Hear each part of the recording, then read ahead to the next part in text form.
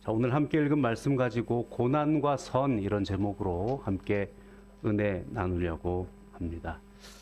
선을 행하면 복을 받습니다. 아멘이십니까?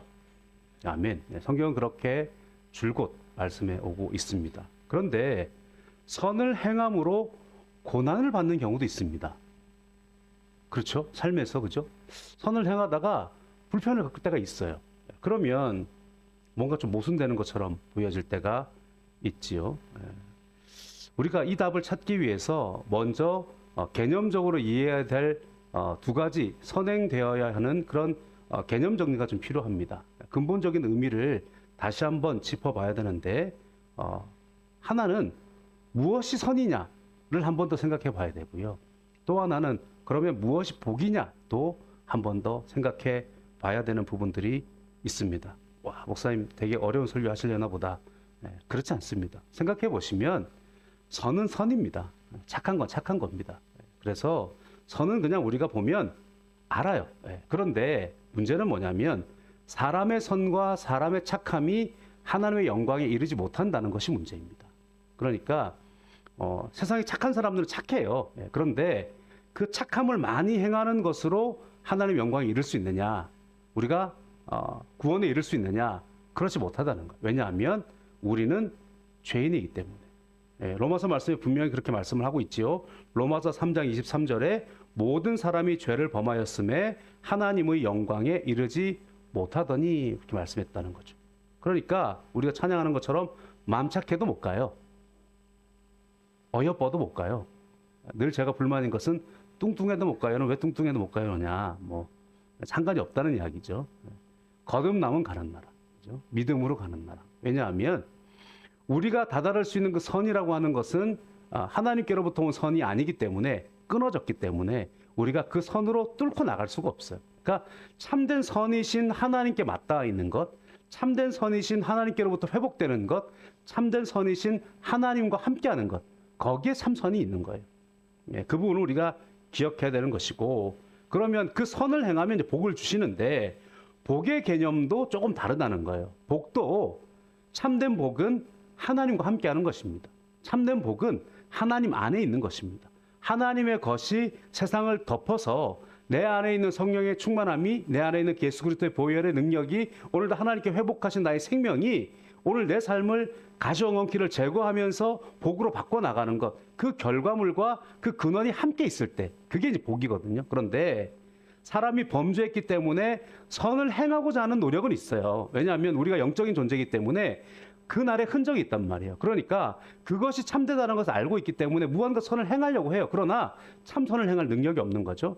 복도 마찬가지입니다. 생육하고 번성하고 땅이 충만한 것, 그것이 복이라는 걸 알아요. 그래서 뿌리는 잘려졌는데 그 무언가 행위로 그것을 만들어내려고 한단 말이에요. 그래서 근원은 막혔는데 결과물을 내려고 하니까 그 안에 무언가 잘못된 것들이 섞여져 있다는 거예요. 그래서 복의 결과물은 비슷합니다. 장수하고 잘되고 복받고 불편함 없고 복입니다. 그런데 근원이 잘려져 있는 복의 결과물만 만들어내려다 보면 그것이 진짜 복이 아닐 수가 있다는 거예요. 복을 한마디로 말하면 하나님과 함께하는 것이다. 다르게 표현하면 하나님과 동행하는 것이다. 하나님 안에 거하는 것이다. 그것이 복이란 말이에요. 그러니까 타락하기 전 에덴 동산 같은 것입니다. 하나님께서 보시기에 좋았더라.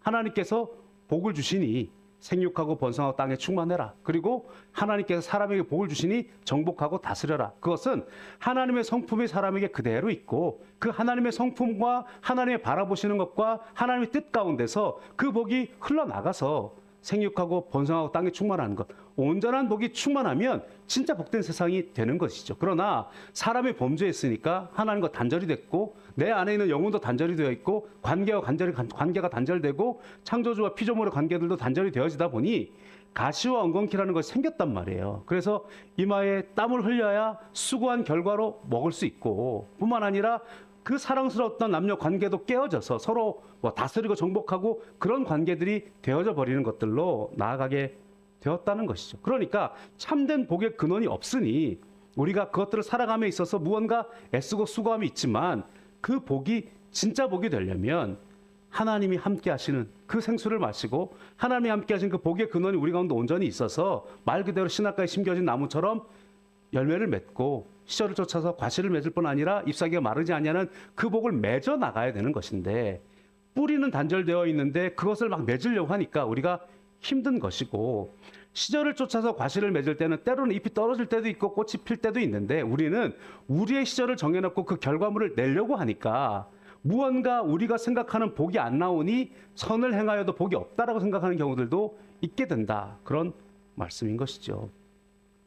우리가 영혼이 잘된 같이 범사가 잘되고 강건한 것이 복인데, 영혼이 잘된 가치를 놓치고 자꾸 범사가 잘되고 강건한 것만을 요구하게 되면 문제가 된다는 거예요. 뿐만 아니라 하나님의 축복과 함께 이제는 이 세상에 가시와 엉겅퀴라고 하는 저주의 산물이 있어요. 그러니까 복의 것들, 선을 행하려고 할 때마다 가시와 엉겅퀴가 뻗어나와서 이것들을 막으려고 하는 세력들이 있단 말이에요. 그것을 또 붙잡고 있는 것이 권세 잡은 자의 권세이고, 그것을 따라가는 마음이 육체와 마음에 원하는 대로 하는 것이란 말이에요. 그러다 보니 결과물로 보여지는 것은 풍성한 것처럼 보여지고 건강한 것처럼 보여지지만, 그 속 사이에 근원의 것들에 많은 것들이 섞여져 버리기 때문에 결국에 이것들이 어렵다는 거예요. 선을 행하지만 선한 결과로 바로바로 복이 나타나느냐, 방해하는 것들이 있다는 거예요. 그리고 그것들이 세상에 얽혀져 있기 때문에 단순히 선을 행해서 복을 받는다라고 말하기에는 복잡한 과정이 있다는 거예요.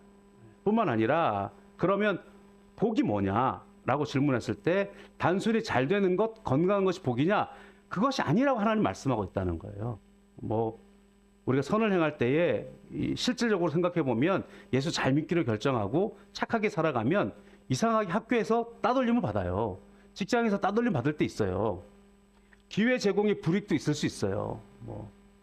이번에 회사에 업체 3개가 들어왔는데 우리 회사는 C 업체를 밀고 있으니까 김주임 알아서 하시오, 이런 거 있잖아요. 그러면 차장님, 점수는 분명히 A가 높은데 C를 선정해야 되는 이유는 뭡니까?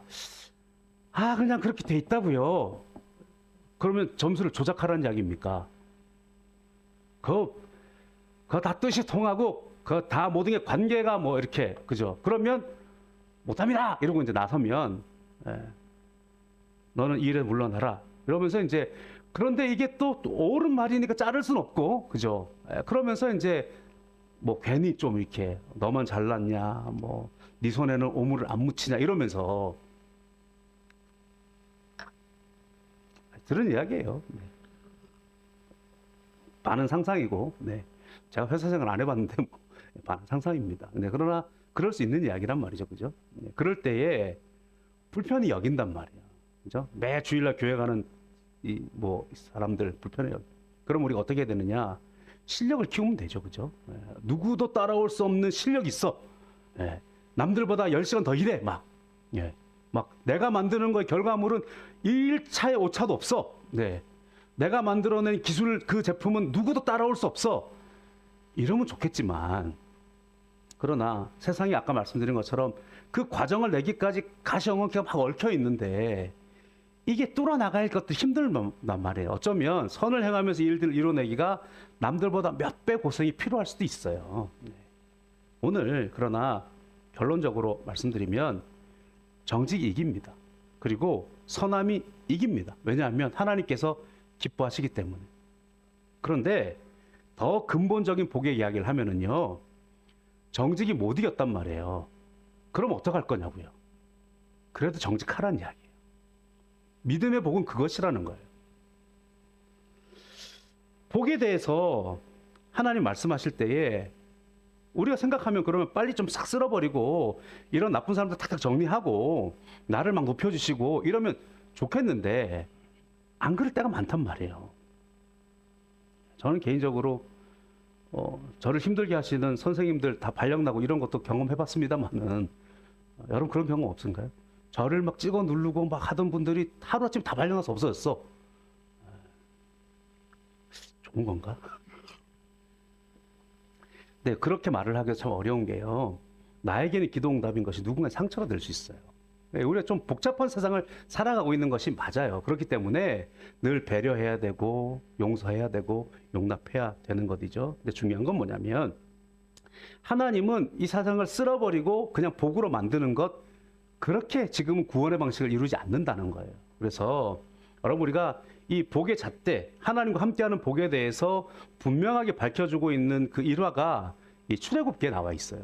모세가 하나님 앞에 말씀을 받으러 갔잖아요. 지금 하나님께서 이스라엘 백성들을 광야로 끌어내시고, 그리고 이제 하나님 앞에 말씀을 받고, 이제 하나님 뭐라고 말씀하셨냐면 너희가 내 말씀을 지키면 나는 너희 하나님이 되고 너희는 내 백성이 될 것이다. 열방들이 너희를 보며 두려워할 것이고 너희가 땅을 차지하여 강대한 나라가 될 것이다. 지금 이 과정을 이루고 있는 거잖아요. 그런데 모세가 이제 당신들이 두려워서 모세 당신만 올라가서 하나님 만나세요. 우리 너무 무서워요 해서 모세만 올라간 거란 말이에요. 그런데 하나님 말씀을, 그 깊은 말씀을 받다 보니 40일이 걸렸어요. 40일 동안 안 나타나니까 눈에 보이는 신을 만들어내라라고 아론을 이렇게 다그친 거 아닙니까? 그래서 아론이 송아지를 만들었어요. 그리고는 모세가 내려왔어요. 화가 났죠. 십계명 돌판도 깨트리고 송아지 갈아 먹이고 뭐 레위인 통해서 진 의문의 전문까지 도륙하고 했어요. 그리고 하나님 앞에 나간단 말이에요. 하나님 뭐라고 말씀하시냐면 이 사람들 안 되겠다.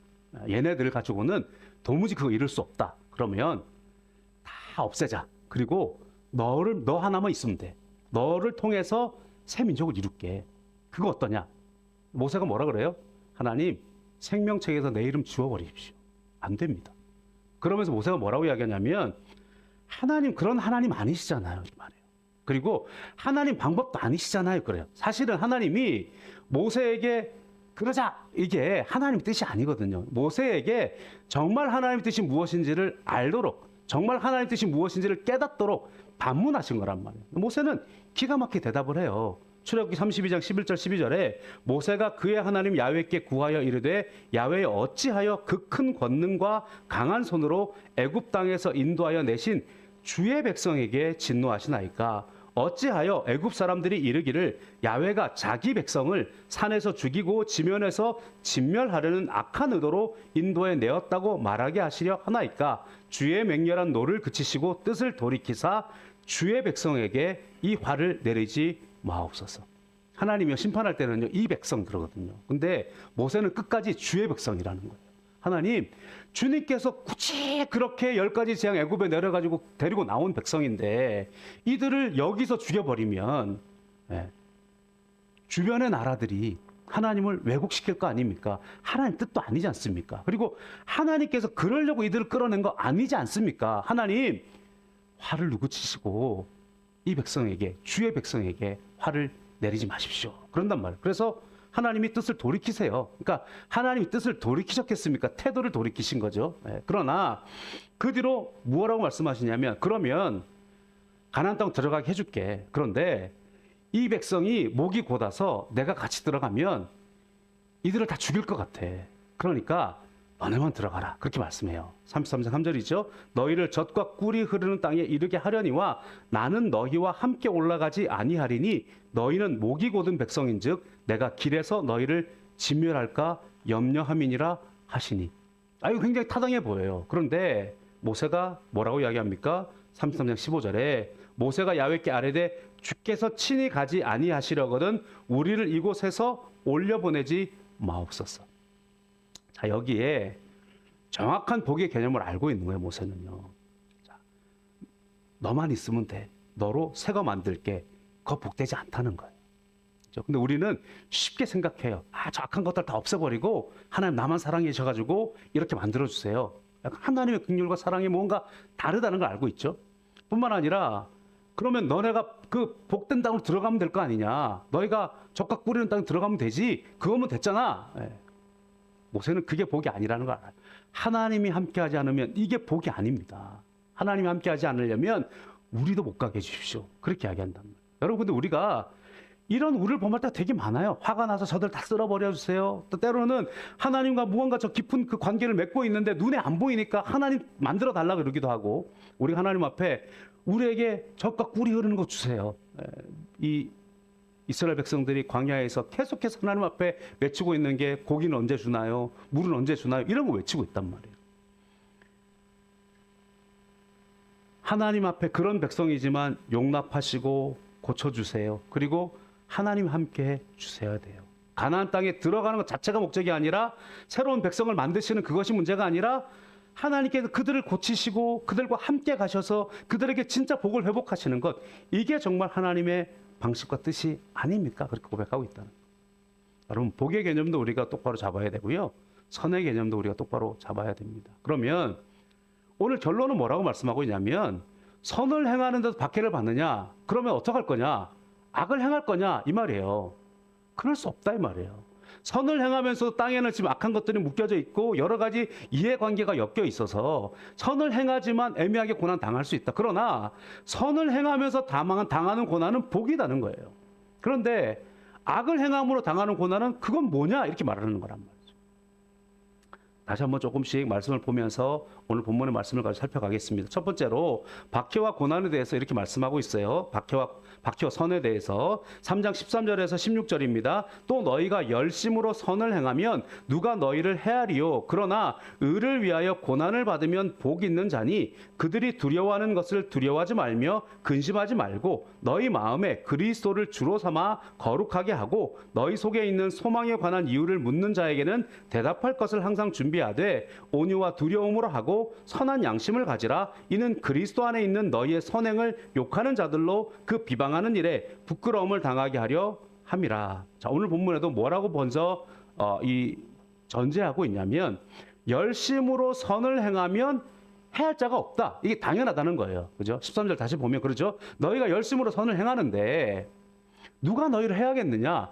이게 세상의 당연한 법칙이다, 사실은. 그러니까 근본적으로는 열심히 선을 행해. 그러면 누가 뭐라 그러겠니? 그런데 아까 말씀드린 것처럼 세상에 그런 복잡한 과정이 있어서 의를 위하여 고난을 받는 경우가 있다는 거예요. 그죠? 그러면 이때 우리가 복의 개념을 우리가 똑바로 알아야 되는데, 여러분, 고난보다 더 문제는 뭐냐면요, 그 고난을 대하는 우리의 자세거든요. 우리 가운데 고난이 지금 문제로 삼고 있는 게 뭐냐면요, 복과 고난 가운데서 이게 무엇이 복인지를 헷갈려 한단 말이에요. 그게 무슨 말이냐? 두려워하는 것이, 세상이 두려워하는 것과 우리가 두려워하는 것이 따로 있다는 거예요. 그들이 두려워하는 것은 뭐냐면 지금 부족할까 봐. 그들이 두려워하는 것은 뭐냐? 인정받지 못할까 봐. 그들이 근심하는 건 뭐냐면 지금 이것들의 어떤 이름을 높이지 못할까 봐 눈앞에 보여져 있는 성과에 두려워하고 있다는 거예요. 그러나 우리는 두려워하는 것이 그게 아니라는 거예요. 우리가 두려워하는 것은요, 하나님이 뭐라고 생각하실까요? 우리가 두려워하는 것은요, 하나님이 뭐라고 평가하실까가 더 두려운 거예요. 물론 지금 당장 부족하면 힘들죠. 그러나 그 부족함으로 힘든 것보다 하나님 앞에 칭찬받지 못하는 것이 더 힘든 거예요, 우리는요. 이해 가십니까? 복이라고 하는 것은요, 우리가 정말로 두려워하는 그 대상과 우리가 이 세상이 두려워하는 대상이 다르다는 것부터 시작하는 거란 말이에요. 그러나 14절 다시 보면, 그러나 의를 위하여 고난을 받으면 복이 있는 자니 그들이 두려워하는 것을 두려워하지 말며 근심하지 말고. 여러분, 의를 위하여 고난을 받으면 복이 있는 자니, 어디서 많이 들은 말씀 안 같아요? 이 말씀을 딱 들으면 이 말씀 생각나야 되는데, 여러분, 팔복이라는 말 들어보죠. 팔복. 예수님이요, 공생애를 시작하면서 산에 올라가 사람들이 모였는데 제일 먼저 무엇부터 말씀해 주셨냐면 복인 이것이다, 이렇게 복에 대해서 말씀해 주셨단 말이에요. 그런데 이 복이 세상의 복과 같은 듯 하지만 다르단 말이에요. 이게 이제 우리가 복을 우리가 알아야 되는 건데, 다시 한번 마태복음 5장 13절 12절인데요. 팔복을 제가 읽어보면, 심령이 가난한 자는 복이 있나니 천국이 그들의 것임이요. 그러니까 복인데 천국이 그들의 것인데 복이라는 거예요. 그죠? 애통하는 것, 지금 힘들단 말이에요. 그런데 복인데 그들이 위로함을 받는다는 거예요. 하나님의 위로를 받는다는 거잖아요. 온유한 사람은 복인데 땅을 기업으로 받는다. 이건 우리가 생각하는 복과 비슷해요. 그죠? 의에 줄이고 옥모는 자들은 복이 있나니 그들이 배부를 것이요, 긍휼히 여기는 자는 복이 있나니 그들이 긍휼히 여김을 받을 것이요, 마음이 청결한 자는 복이 있나니 그들이 하나님을 볼 것이며, 화평하게 하는 자는 복이 있나니 그들이 하나님의 아들이라 일컬음을 받을 것이며, 의를 위하여 박해를 받는 자는 복이 있나니 천국이 그들의 것임이라. 나로 말미암아 너희를 욕하고 박해하고 거짓으로 너희를 거슬러 모든 악한 말을 할 때에 너희에게 복이 있나니 기뻐하고 즐거워하라. 하늘에서 너희의 상이 큼이라. 너희 전에 있던 선지자들도 이같이 박해하였느니라. 무언가 지금 세상의 복과 함께 섞여 있긴 해요. 그러나 그 복의 근원이 어디에 있느냐? 하나님께 있는 것. 복의 근원이 어디에 있느냐? 천국에 있는 것. 복의 근원이 어디에 있느냐? 영원에 있는 것. 복의 근원이 어디에 있느냐? 진짜 것. 이것을 구해야 된다는 거예요. 여러분, 우리가 무엇을 두려워합니까? 눈앞에 보이는 부족과 인정받지 못함, 눈앞에 보이는 괴로움. 그러나 우리에게 더 괴로운 것이 있다는 거예요. 주님의 성품을 떠나는 것이. 우리에게 더 괴로운 것이 있다는 거예요. 죄 가운데 고통받는 우리의 양심이라는 거예요. 우리가 더 괴로운 것이 있는데 저 영원한 소망이 사라지는 것이라는 거예요. 우리가 풍요를 누려요. 그죠? 그리고 어떤 잘못된 결과를 가지고 무언가 인정을 받았어요. 그러나 날마다 내 마음속에 드는 죄책감은 어떻게 할 거냐고요.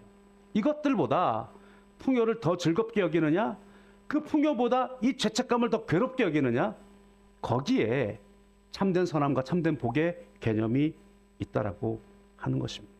베드로전서 3장 13절에 너희 마음에 그리스도를 주로 삼아 거룩하게 하고 너희 속에 있는 소망에 관한 이유를 묻는 자에게는 대답할 것을 항상 준비하되 온유와 두려움으로 하라. 우리의 소망이 이 참 소망이 있을 때에 세상이 두려워하는 것과 다른 두려움을 갖게 만든단 말이에요. 그렇기 때문에 우리의 삶의 방식이 다르거든요. 그러니까 사람들이 이 정도 되면 낙심해야 돼요. 이 정도 되면 실망해야 돼요. 그런데 소망을 가지고 있어요. 그게 궁금한 거예요, 기독교인들한테. 아니, 이렇게 어려운 일을 당하는데 어떻게 평안을 누릴 수 있느냐? 이렇게 힘든 일을 당했는데 어떻게 감사할 수 있느냐? 이와 같이 고통 속에 있는데 어떻게 딛고 일어날 수 있느냐? 그것을 묻는단 말이에요. 그리고 여러 가지 어려운 환경 속에서도 주님 앞에 잘 되는 그 모든 것들을 볼 때에 그 소망에 관한 이유를 묻게 된단 말이에요. 이게 진짜라는 거예요. 그때 대답할 것을 준비하고 있어야 된다는 거예요. 우리 예수 그리스도 안에서 우리가 주님과 얼마나 함께 동행하고 있는지, 어떻게 하나님의 능력으로 나아가고 있는지를 말할 수 있는. 그러나 교만함이 아니라 온유함과 두려움으로. 여러분, 간증을 한번 자세히 보십시오. 저는 나면서부터 금수저로 태어났습니다. 그리고 부모님께로부터 믿음의 유산을 잘 받았습니다. 그리고 하는 일마다 잘 됐습니다. 할렐루야. 은혜 되세요? 사실 그게 제일 은혜 돼야 되거든요. 그죠? 부모님으로부터 조금 믿음의 유산 받았고, 그래서 열심히 공부했고, 또 하나님께 나를 늘 만나주셨고, 그래서 범사 잘 되고, 사실 우리가 제일 꿈꾸는 삶이에요. 근데 그거 들으면 별로 은혜가 안 돼요, 이상하게. 그죠? 우리가 되게 좋아하는 간증들은 뭐냐면요, 처절하게 고생을 했어. 그리고 인생의 밑바닥 속에 막 떨어졌어. 그러고 난 다음에 그 밑바닥에서 하나님 만나가지고 확 붙들고 이제는 하나님밖에 없어요. 그거 보면서 위로받는다고요. 이상하죠? 두 가지 다 하나님 은혜입니다. 두 가지 간증을 다 좋아하셔야 됩니다. 사실은. 그죠? 우리가 바라는 것은 우리의 자녀들에게는 이거 제일 원하잖아요. 믿음의 유산을 잘 물려줘서 어릴 때부터 잘 자라서 모두 다 이삭 같은 사람 되라, 뭐 이야기 하잖아요. 요셉 같은 사람 되라 하잖아요. 그죠? 중요합니다. 그런데 왜 우리가 후자의 것들에 더 은혜를 받느냐? 인생의 삶이 그렇게 넉넉하진 않단 말이에요. 선한 삶을 살아가는데 당하는 고난들도 있단 말이에요. 그런데 그 고난을 정말로 이겨내는구나 라고 하는 거. 우리 모두 다 잘 나가는 사람들 보고 예수 믿는 사람 그렇게 많지 않아요. 그런데 그 고난의 순간에도 소망의 이유를 가지고 있는 그것들을 묻는 사람들이 생긴다는 거예요. 그때 늘 대답할 것들을 준비해서, 그러나 자랑하듯 교만하듯이 아니라 온유와 두려움으로 행하라, 그렇게 말씀을 합니다. 진짜 답을 찾는다는 거예요. 진짜가 드러날 때가 있다는 거예요. 그때에 복음을 가지고 있는 우리들, 선으로 악을 이기는 우리들. 자, 베드로전서 3장 16절에 그 결과를 이렇게 말씀하고 있어요. 선한 양심을 가지라. 이는 그리스도 안에 있는 너희의 선행을 욕하는 자들로 그 비방하는 일에 부끄러움을 당하게 하려 함이라. 여러분, 결국 선이 이깁니다. 결국 온전한 것이 바르게 됩니다. 우리가 과정은 복잡할 수 있어요. 눈앞에는 쓰러지고 넘어질 수 있어요. 그러나 끝까지 붙들고 나가는 그것이 세상을 아름답게 만드는 것인 줄로 믿습니다. 두 번째는 예수님의 모범을 보여주셨어요. 17절에서 20절입니다. 선을 행함으로 고난받는 것이 하나님의 뜻일진데 악을 행함으로 고난받는 것보다 나으니라. 그리스도께서도 단번에 죄를 위하여 죽으사 의인으로서 불의한 자를 대신하셨으니 이는 우리를 하나님 앞으로 인도하려 하심이라. 육체로는 죽임을 당하시고 영으로는 살리심을 받으셨으니 그가 또한 영으로 가서 옥에 있는 영들에게 선포하시니라. 그들은 전에 노아의 날 방주를 준비할 동안 하나님이 오래 참고 기다리실 때에 복종하지 아니하던 자들이라. 방주에서 물로 말미암아 구원을 얻은 자가 몇 명뿐이니 겨우 8명이라. 이 말씀 되게 어렵죠. 사실 베드로전서 말씀이요, 쉬운데 어려워요. 근데 사실 이 본문 말씀은요, 우리 기독교 안에서 최대의 난해 구절로 여겨지는 말씀이기도 합니다. 왜냐하면 다른 건 어렵지 않아요. 우리 예수님께서 선으로 악을 이기신 대표적인 그 모습이, 그 완벽한 답이 십자가의 죽으심과 부활이잖아요. 예수님 앞에 모든 악한 자들, 세상의 그 악한 권세를 가지고 있는 자들, 마음과 육체를 원하고 하는 자들, 우리가 받는 박해 예수님 고다로 당하셨단 말이에요. 예수님의 모범을 배우라고 말씀하고 있는 거잖아요. 그 예수님이 그 가운데 싸우지도 아니하시고 화를 내지도 아니하시고 순순한 그 어린 양의 그 모습으로, 제사장의 모습으로, 지난 주에 배운 것처럼 멜기세덱의 모습으로 가셨단 말이에요. 그런데 결국에 그들이 예수님을 정죄하여서 없는 죄를 뒤집어 씌워서 죽이면 끝날 줄 알았지만 예수님이 부활하셨단 말이에요. 그래서 그들의 모든 권세를 밟으시고 그들의 이름을 높이셨단 말이에요. 예수님께서 예수님의 이름을. 그런데 그것이 정답이다는 우리가 알아요. 그런데 우리가 이제 궁금해하는 건 뭐냐면 19절의 말씀이에요. 19절의 말씀을 우리가 되게 난해하게 여겨요. 예수님께서 육체는 죽으시고 영으로 살리심을 받은 다음에 그가 또한 영으로 가서 옥에 있는 영들에게 선포하시니라. 요게 이제 좀 난해해요. 왜냐하면 카톨릭에서 이게 연옥설의 그 근거 본문으로 이 말씀을 가지고 나와요. 그러니까 카톨릭의 해석은 이렇습니다. 예수님께서 죽으셨어요. 부활하셨잖아요. 부활하시기 전에 3일 동안의 기간이 있단 말이에요. 근데 예수님께서 육체로 죽임 당했는데 육체는 죽었지만 영혼이 떠나시다 이렇게 돼 있단 말이에요. 그러니까 영혼이 떠나셔서 예수님 어디 가셨느냐? 연옥에 가셨다는 거예요. 그래서 연옥에 가서 그 옥에 있는 영들에게 선포해서 구원했다는 거예요. 되게 은혜롭게 들릴 수 있어요. 근데 이게 아니에요. 왜냐하면 옥에 있다라고 하는 것은요, 눌린 자, 억눌린 자 다 포함되어 있는 거예요. 그래서 옥에 있다라고 하는 것은 예수 믿지 않고 하나님 백성 안 돼서 모두 다 눌려 있는 상태에 있는 모든 영들이 다 옥에 있는 영들입니다. 근데 여기에 이게 전파하시니라 이제 옛날에 이 개역 한글판에는 그렇게 말했다가 지금 선포한다라고 바꿨잖아요. 이제 이 본문 말씀이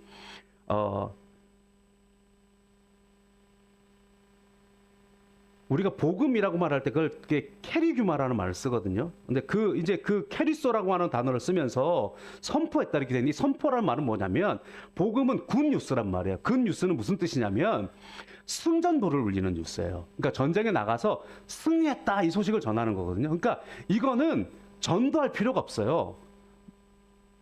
대한독립 만세 이거란 말이에요. 그러니까 우리가 대한독립이 안 됐을 때도 만세를 바라고 만세를 하지만 그게 아니라 연합국에 일본이 완전히 항복을 선언했습니다. 대한독립 만세란 말. 이거는요, 그냥 선포하는 거예요. 우리가 이겼다라고 선포하는 거란 말이에요. 그래서 승리의 소식을 전하는 게 굿뉴스예요. 그러니까 복음은 설득하는 게 아니에요, 원래는요.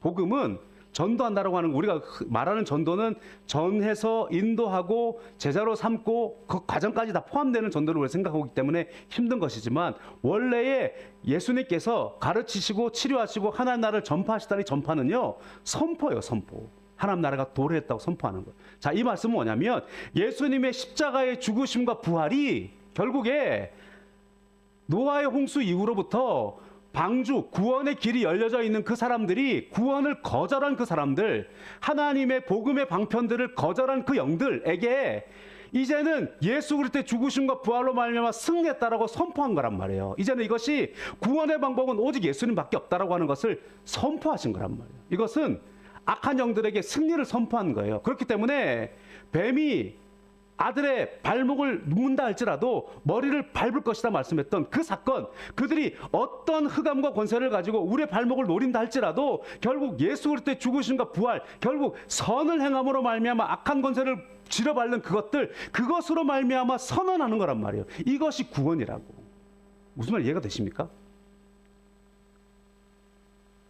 예수님이 주님 다시 오시는 날을 노아의 때로 자주 비유하셨어요. 마태복음 24장 37절에 노아의 때도 이와 같이 인자의 인함도 그러하리라. 그죠? 예수님 올 때를 노아의 때로 많이 비유하신단 말이에요. 자, 오늘 베드로전서 3장 20절에 그들은 전에 노아의 날 방주 예비할 동안 하나님이 오래 참고 기다리실 때에 순종하지 아니하던 자들이라. 방주에서 물로 말미암아 구원을 얻은 자가 몇 명뿐이니 겨우 8명이라. 지금 그 이야기하고 있단 말이에요. 어떤 사람들은 120년 동안 방주를 졌다 그러잖아요. 어쨌든 긴 시간 동안에 방주를 지었어요. 그런데 방주가 지어진 것이 구원이 아니에요. 방주가 지어지고 구원이 임할 때는요, 물이 임해야 된단 말이에요. 비가 내려야 돼요. 그래서 온 세상이 물로 넘칠 때에 방주 안에 있는 자는 구원이고 방주 밖에 있는 자는 심판이에요. 이것과 예수님의 십자가의 죽으심과 부활이 같은 것이라고 영들에게 선포한다는 거예요. 이제는 다른 길은 없다는 거예요. 노아의 방주에 타지 않은 사람들 구원받지 못하는 것처럼 이 방주에, 구원의 방주에 타지 않으면 구원이 없다라고 선포한 거란 말이에요. 무엇이 똑같느냐? 구경꾼은 많았는데 정작 방주 안으로 들어가서 목숨을 건지는 사람은 적단 말이에요.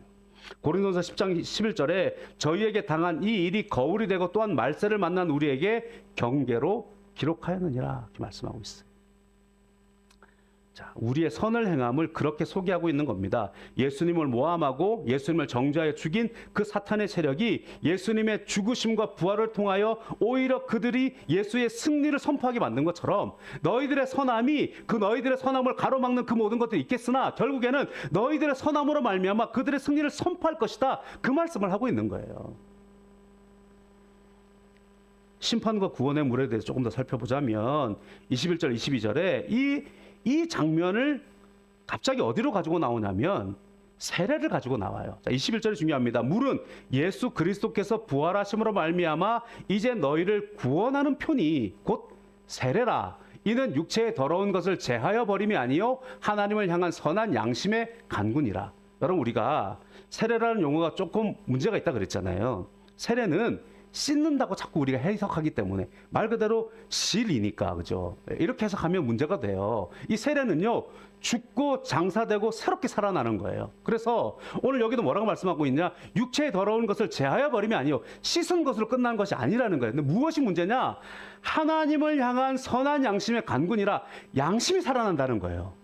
자, 우리 가운데 영이 살아났다는 거에 제일 대표적으로 우리의 삶 속에서 드러나는 건 뭐냐면 선한 양심이 살아난다는 거예요. 세례를 받게 되면 우리가 예수와 함께 죽고 죄에 대해 죽고 장사됐기 때문에 예수와 함께 살아난다면, 그러면 우리가 죄의 것들을 죽였어요. 그러면 무엇이 살아나느냐? 선한 양심이 살아난단 말이에요. 그러니까 성령이 말하 계심을 따라서 말을 하고 성령이 말하게 할 따라 바른 것들을 바라보게 되니까 양심이 살아난단 말이에요.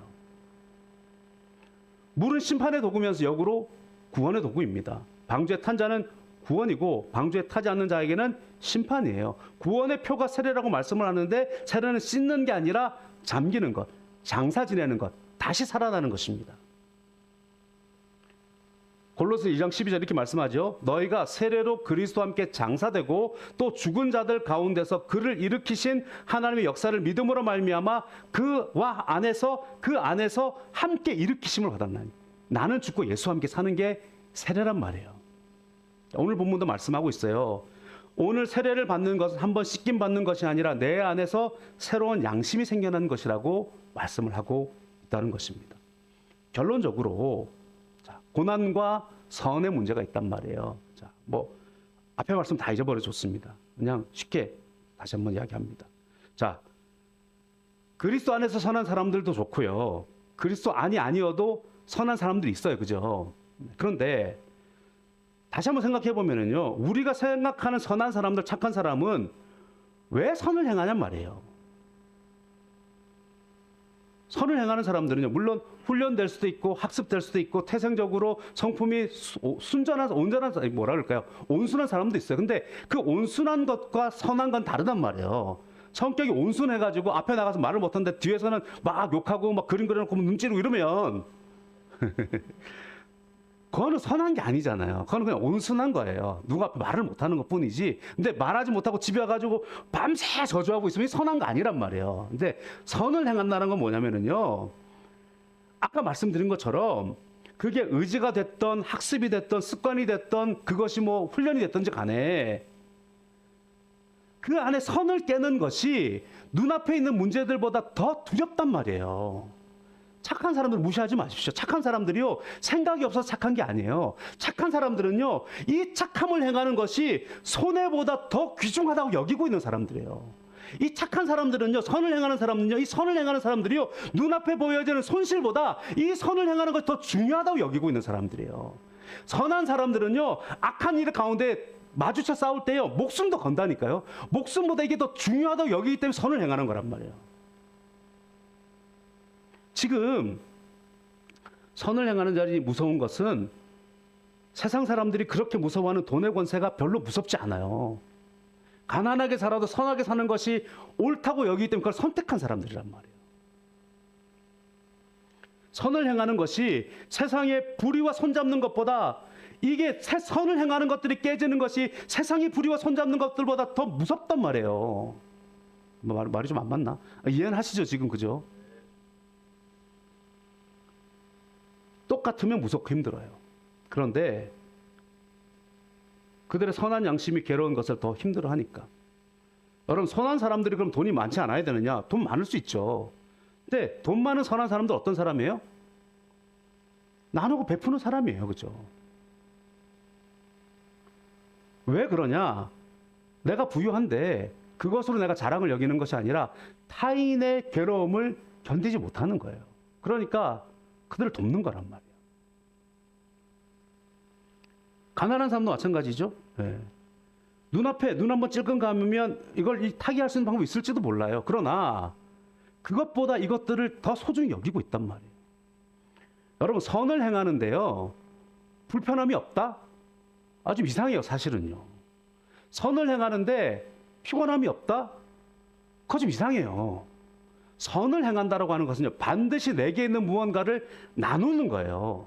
선을 행한다는 것은요, 그냥 아무 말도 안 하는 게 선을 행하는 것이 아니고요. 선을 행한다는 것은요, 무언가 지금 내게 있는 불편함을 각오하고 하는 거란 말이에요. 선한 사마리아인의 비유 여러분 생각해 보세요. 제사장이 선했어요? 아니에요. 레위인이 선했어요? 아니에요. 사마리아인, 그들이 계대주로 여기는 사마리아인이 선했다 그렇게 말을 한단 말이에요. 자, 제사장이, 우리가 그렇게 이해할 수 있잖아요. 제사장이 제사 지내려면 부정한 거 만지면 안 돼요. 그러니까 그렇게 갈 수도 있죠. 그런데 방향이 중요하잖아요. 여리고로 내려갔단 말이에요. 지금 예루살렘을 올라가는 게 아니고 내려가는 중이란 말이에요. 그러니까 정결례를 통해서 나중에 그 일도 충분히 할 수 있어요. 그런데도 그게 훈련되어 있는 거죠. 어떻게 보면 세상에 때묻히지 않으려고 중요합니다. 그러나 그 손해보지 않으려고 죽은 자 살리지 않는단 말이에요. 레위인도 마찬가지 결과 아니겠어요? 사마리아인은 이 사람이 죽어가는 것을 견디지 못해요. 그죠? 그리고 이 사람한테 자기의 소유를 다 썼어요. 그리고는 뭐라 그럽니까? 여관을 잡아놓고 돈이 더 들면 돌아올 때 갚겠다 그런단 말이에요. 사람 살리는데, 사람은 고치는데 시간, 마음, 열정, 물질 안 들어갈 수가 없어요. 그게 선이란 말이에요. 하나님 법칙대로 살아가고 하나님 말씀대로 살아가는데 때로는 세상의 손실이 없을 수 없어요. 그게 선이란 말이에요. 우리가 하나님과 동행하는 걸 선으로 여긴다면, 우리가 복은 단순히 돈 잘 벌고 단순히 걱정 없는 게 복이 아니라 내 안에서 선한 양심이 살아나고 하나님께 정직한 영을 새롭게 하시고 주님을 찬양하고 주님을 기뻐하는 것이 사라지지 않는 거. 그 가운데서 내 가운데 누리는 것들이 행복하고 내 가운데 누리는 것들이 진짜로 건강한 거, 그게 진짜 복이란 말이에요. 박해와 폭력도 마찬가지죠. 착한 사람은 죽음 별로 두려워하지 않아요. 그게 옳다고 여기기 때문에. 세상에 착한 사람, 세상의 기준도 그러할진데 구원받은 사람이, 내 안에 예수 안에 새롭게 태어난다는 사람이 그렇지 못하다면 우리가 그거 고민해 봐야 된다는 거예요. 우리의 착함, 우리의 선함, 우리의 선한 양심은 그리스도를 본받음에 있잖아요. 우리의 선한 양심은 성령 안에서 이렇게 회복된 양심이란 말이에요. 오늘 주 안에 있는 사람은 박해가 있던 고난이 있던 복이 있던 그게 목적이 아니라 하나님과 동행하는 것을 복으로 여기고 선을 행하는 것이에요. 정직하라 이런 찬송이 있어요. 최용덕 지금은 목사님이 집사님이 잘 모르겠는데 한 분이 쓴 찬양인데요. 그런 마음인 것 같아요. 가사를 한번 보여주시면, 나는 거짓을 기뻐할 수 없어서 매를 맞으면서도 외면했다. 이 예수님 입장이란 말이에요. 너희는 담대해서 거짓 속에 산다. 나는 불의를 기뻐할 수 없어서 침뱉음을 맞으면서도 외면했는데 너희는 불의와 함께 손을 받고 살고 있는 게 아니냐. 이런 고백입니다. 오늘 스스로에게 질문하면서 이 선함은 내 안에 주님과 함께 죽고 살아나면서 성령을 회복하는 것입니다. 그런데 이것이 세상에서 이기려면 훈련도 필요하고 싸움도 필요해요. 그래서 우리의 속사람과 우리의 삶의 방식을 하나로 만드는 훈련과 전쟁도 분명히 필요합니다. 그렇기 때문에 주님을 많이 묵상하고 주님을 깨닫고 생명으로 우리가 거듭나는 것, 이것 플러스 주님의 결을 맞추면서 오늘도 그것이 옳다라고 인식하고 함께 훈련해 나가는 것, 이게 같이 필요합니다. 오늘 찬양을 같이 했으면 좋겠습니다.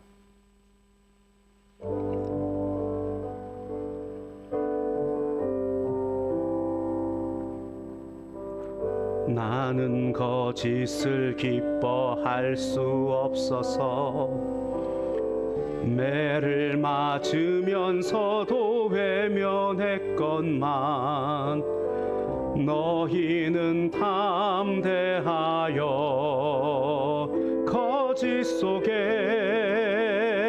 사는구나. 나는 거짓을 기뻐할 수 없어서 장을 맞으면서도 외면했건만 너희는 거짓과 함께 손을 잡고 사는구나. 정직하라 나의 사랑하는 아들아, 내 딸들아. 정직하라 나의 가슴을 치며 너희에게 구하노니. 나는 불의를 기뻐할 수 없어서, 나는 불의를 기뻐할 수 없어서 온갖 조롱받으며 외면했건만 너희는 담대하여 불의 속에 사는구나. 나는 불의를 기뻐할 수 없어서 침뱉음을 받으며 외면했건만 너희는 불의와 함께 손을 잡고 사는구나. 진실하라 진실하라 나의 사랑하는 아들아, 내 딸들아. 진실하라 나의 가슴을 치며 너희에게 구하노니.